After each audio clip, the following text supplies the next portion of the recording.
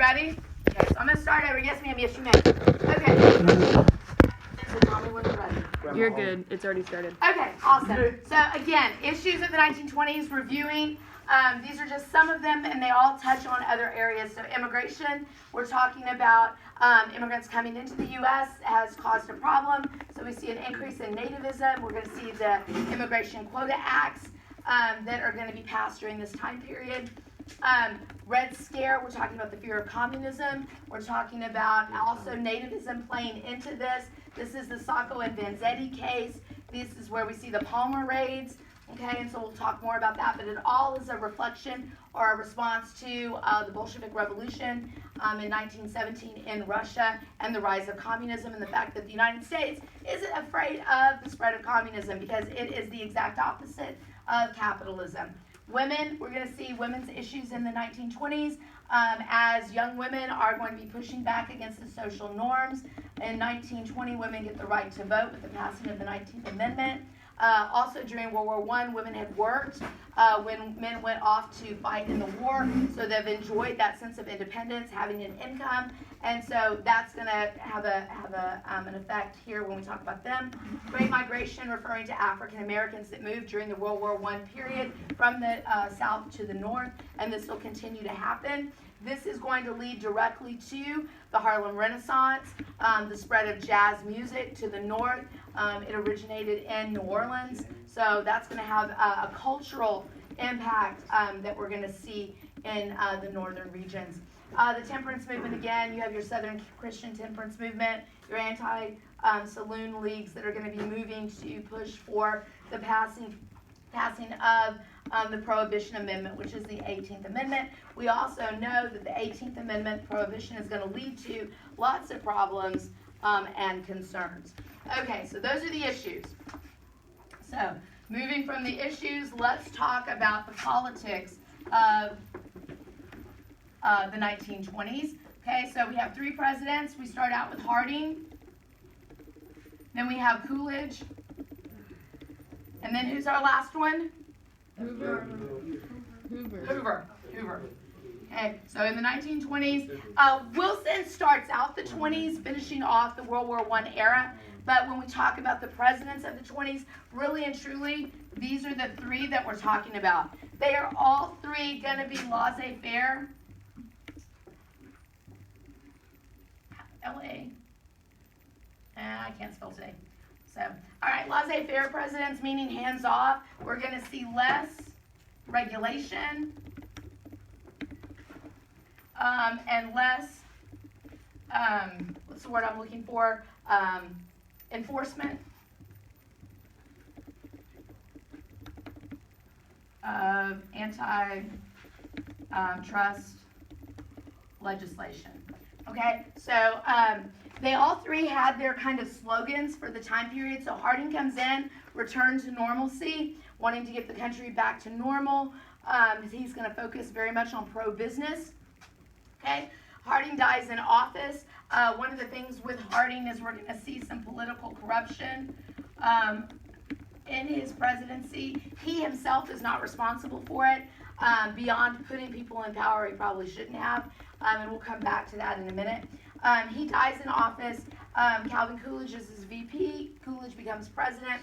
His philosophy is the business of America is business. So again, it's that focus on the pushing for the business to kind of help to run the economy.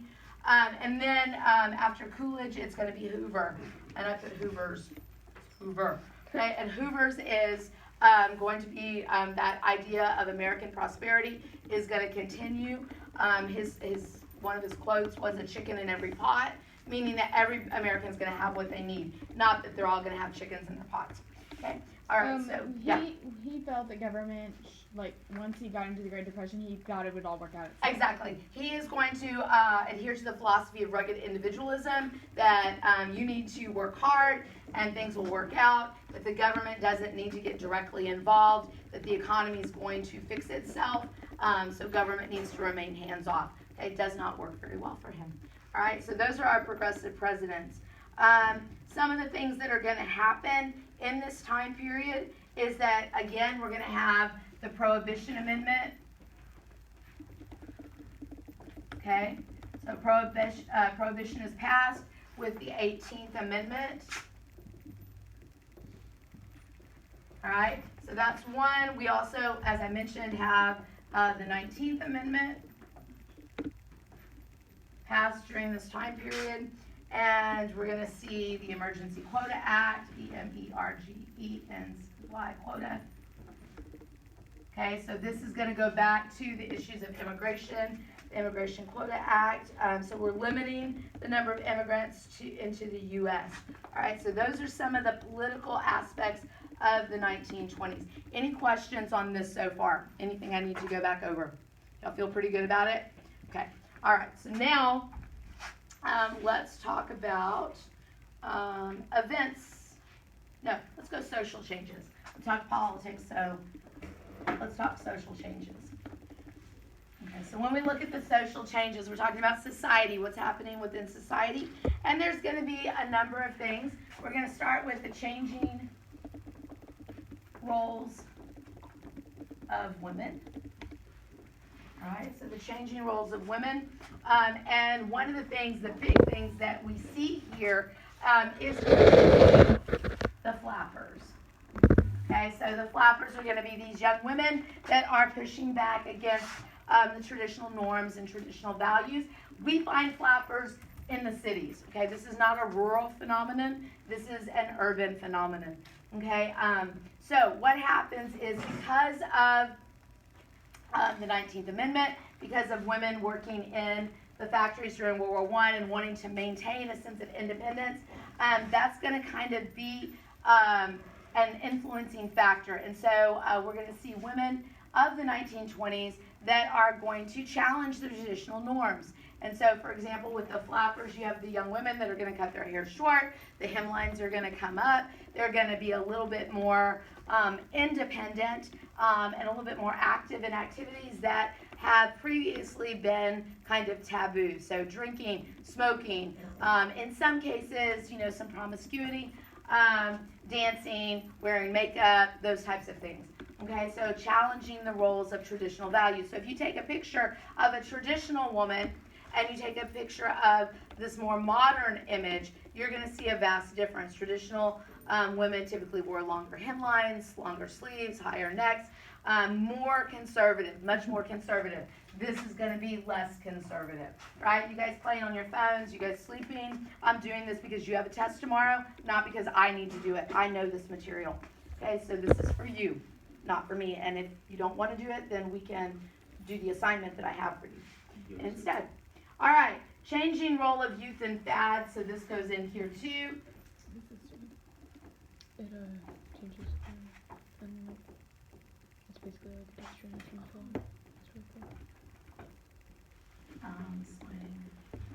Okay, so young people, not just the young women, are going to be affected by this time period. And one of the things that's going to influence some of these changes is going to be like the technology of the time period. So the automobile, advertising. So there's a lot of things that are going to help to influence the music that's going to come out of the jazz age. All of those things are going to be prevalent. The slang of the 1920s, they have their own kind of language. We're going to see this again in the 1950s. One of the things that's really cool is what we're talking about in the 1920s. We're going to come back later in the 1950s, and you're going to see some direct connections. It's like kind of flash forward. We've got a repeat of the time period with the modern changes. So it's kind of cool. All right, and then we also have in this area art, literature, and of course music. Okay, so social changes here, entertainment. All right, so what we're seeing, art and literature, especially talking about the Harlem Renaissance here, you've got your African American writers that are going to help to kind of celebrate like black culture. Okay, Langston Hughes would be an example here. When we talk about music, obviously we're talking about jazz. We're talking about men like Louis Armstrong, Duke Ellington. So this is going to become extremely popular. Entertainment, big things about entertainment is we have the advent of the radio. Okay, so the radio is huge. Okay, we've gone from paper, newspapers, magazines, in order to convey messages, in order to, entertain people, that type of thing. Now we have radio. Okay, and so this is going to be big. People are going to be able to listen to music on the radio. They're going to be able to hear like what we would consider to be television shows today. They would have radio programs. So, like for example, the Lone Ranger was one of the radio programs on radio.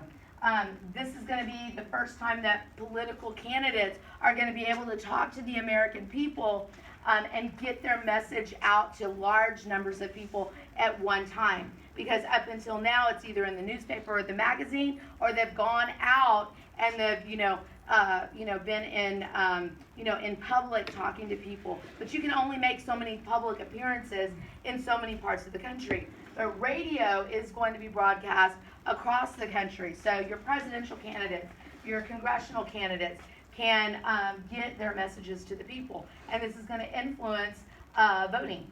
Okay, it's going to influence decisions there. Okay, so radio is going to be huge. It's also going to be used for advertising. So the new industries of the time period are going to turn to radio as well as print material to promote their products. All right, big thing now. We're going to switch over. We're going to talk about economics. Okay, so the economics of the 1920s, this is where we get the term roaring. The roaring 20s, okay? Roaring 20s because of the economy. We start out with a little bit of a recession in the years immediately following World War II, but then the economy is moving, and it's moving forward, and we're in high gear. We go from becoming a debtor nation to becoming the world's largest creditor, meaning that we're lending money to other nations, okay? So that's important. Some of the things going on here, we have the assembly line. Okay, so the assembly line, we've got an increase in job opportunities. Okay, we also have an increase in living conditions. This is credit. The credit becomes a big deal. So buy now, pay later. And so it sounds like a really good thing until you buy so much and you're waiting to pay later and you have not enough money to pay. Also, stock market is a big thing during this time period. The idea with the stock market is everyday Americans are kind of getting sucked into this get rich quick. Okay, so you have not just your business and wealthy Americans that are investing in the stock market, you have average Americans that are doing it as well. But the problem is that there are some issues with the stock market. There's high speculation, meaning that you're talking about high risk investments. You're also buying on margin, which means you're borrowing money to buy stocks. Let me just tell you, that was a really bad idea. Because then when stock prices fall and you still owe money on stocks that are now worth less than what you originally were paying, then you owe money on stocks that are worthless. It doesn't work out very well. Okay, so the stock market is going to be an issue. Okay, so then that's going to take us to... And that was the issue of, like, too many bids on the same thing, and that's why we have diversification nowadays. Wait, repeat all that for me. Like, the issue, like, they were all bidding on the same thing, right? Like, that was kind of the issue. That it wasn't, like, diverse enough. Like, it wasn't spread out. As far as to what they were, like, investing in. Well, because it's companies. Yeah. And so, but during the 1920s, you have an increase in the number of companies that are in business. But what is the issue with the stock market is that you have stock prices, the value of stock is inflated. Mm-hmm. Okay, so if you're selling something and you say it is worth this much, but the reality is it's worth less than that, and then prices fall, the devaluing of the stock market or the stock prices is one of the things that hurts people.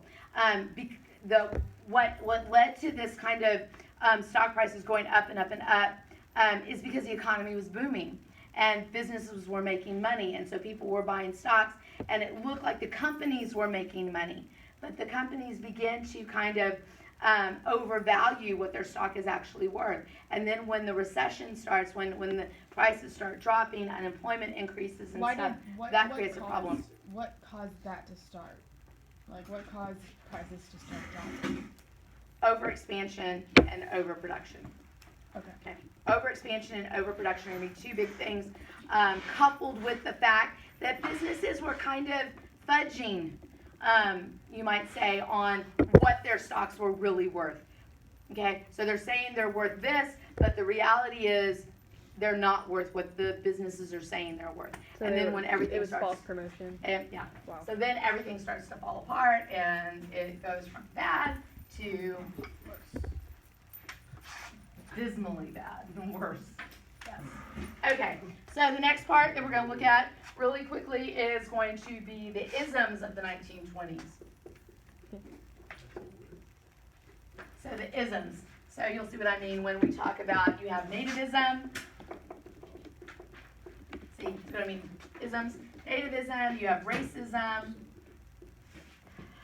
We have fundamentalism. Modernism. So fundamentalism, you have social Darwinism, and you have isolationism.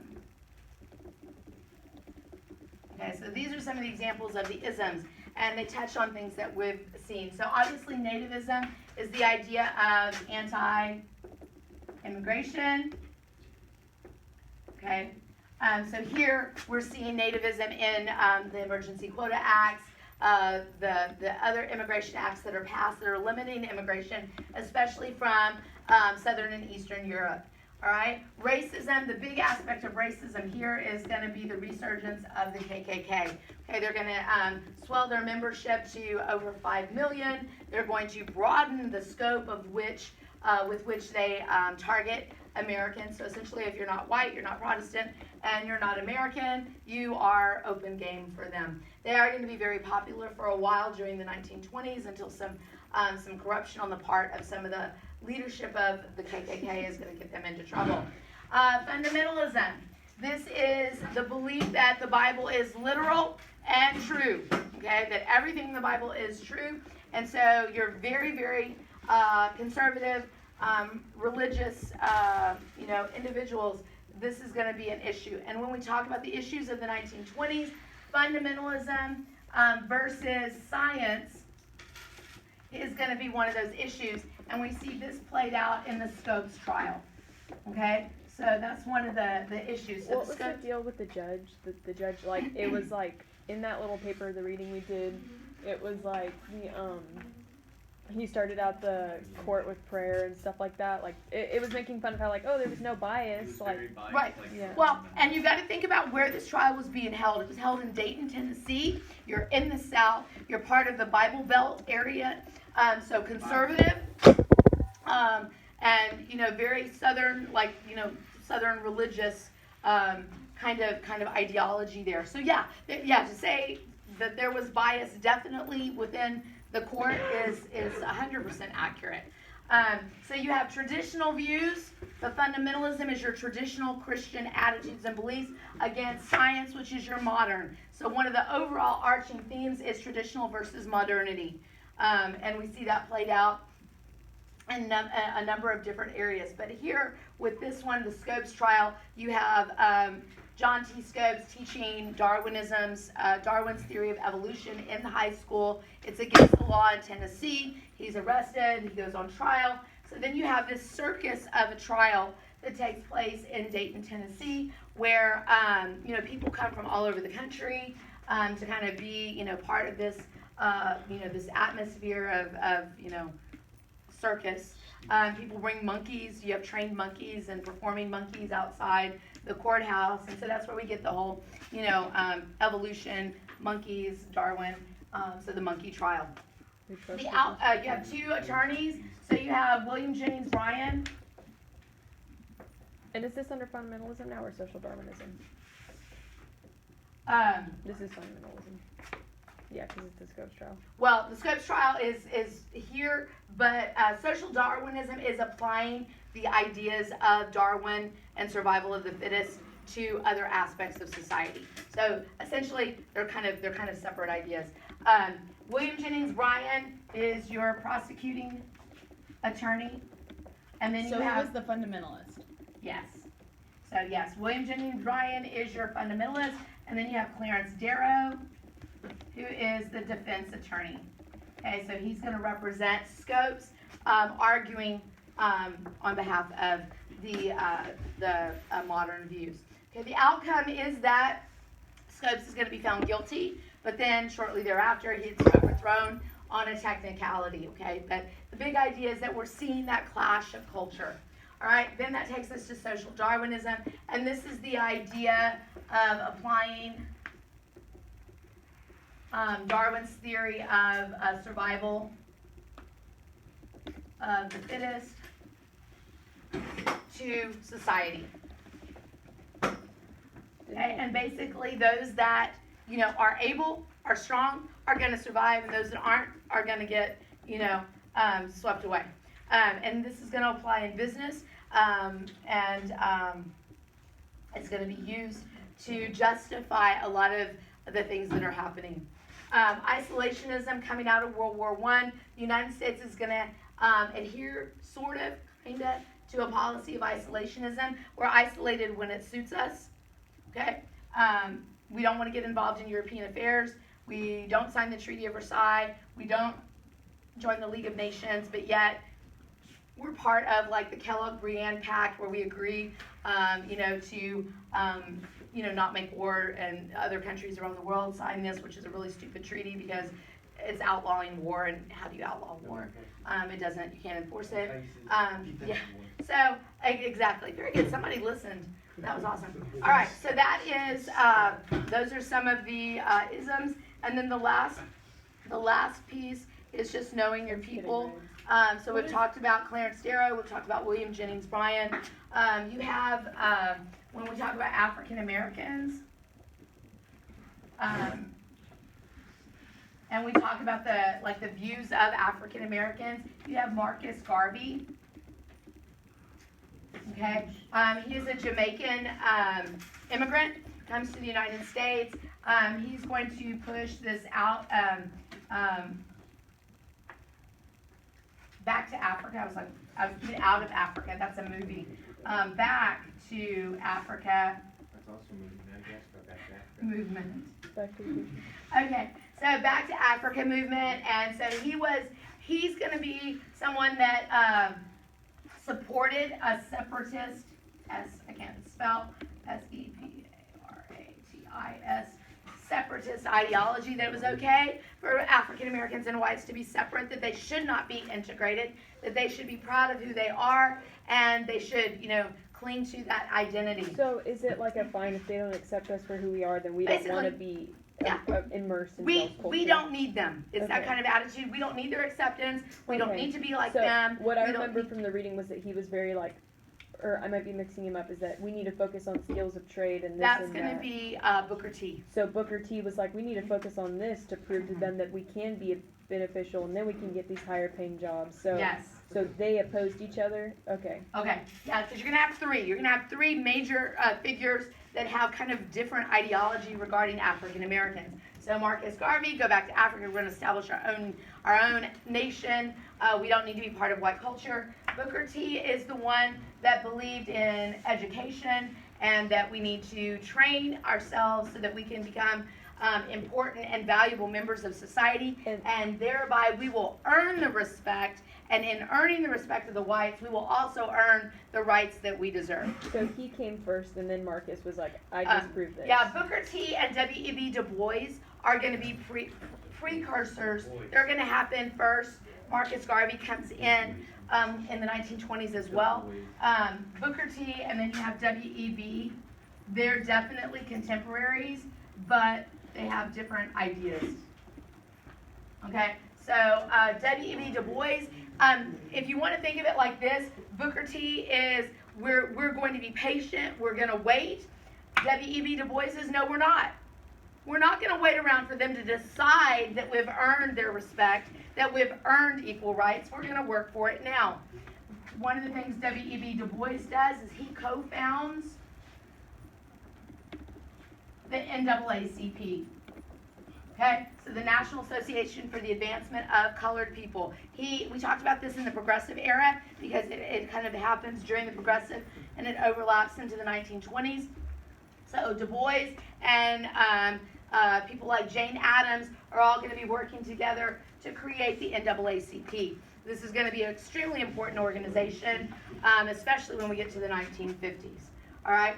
In addition to these individuals of African American persuasion, you also have your Harlem Renaissance writers and artists, musicians that fall into here promoting Black culture.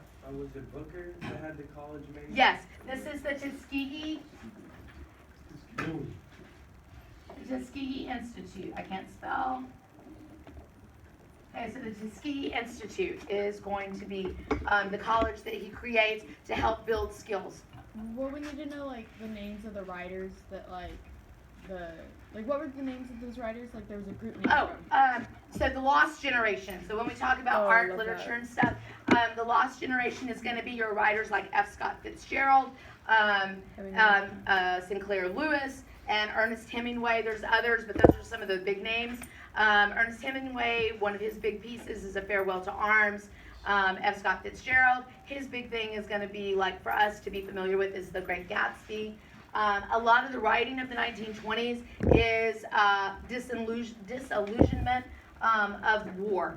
Okay, so we're coming out of World War I. There's a lot of disillusionment. It's not glorious. It's not, the heroic, romantic kind of thing people thought warfare was. It's bloody, brutal, and horrific. And so that's the reality that the soldiers returning home are going to come home with. All right? So that is your 1920s, which ended up taking a lot longer than I had wanted. But are there any questions? How do you feel? Now, these are big ideas, okay? So we talked to the 1920s. We did PowerPoints about the 1920s. So you need to make sure you go back. The Red Scare video is in Google Classroom. Wouldn't hurt you to watch it. It's like 4 minutes long. And then we're doing something in response to that.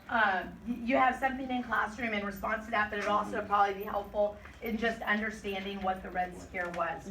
Sorry if I erased stuff and you weren't ready. I'm If sorry. we feel like we know like everything you talked about, we're like, okay, yeah, yes. Should we be like kind of solid? I think Or like- if you feel really good about, you feel Like everything you say, you're like, yes, okay.